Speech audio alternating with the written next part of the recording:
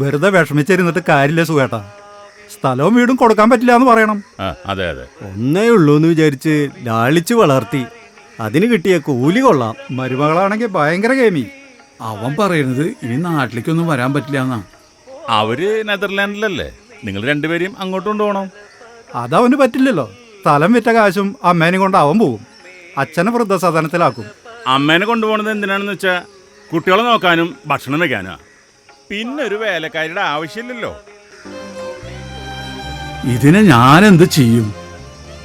ഉപ്പയും ഉമ്മയും നഷ്ടപ്പെട്ട ഇവനെ എന്റെ കൂടെ കൂട്ടിയിട്ട് 19 വർഷമായി.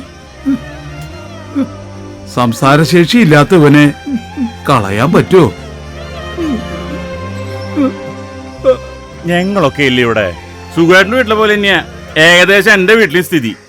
മക്കൾ സ്ഥലം വിറ്റ് കാശ് കൊടുക്കാൻ വാശി പിടിക്കുക.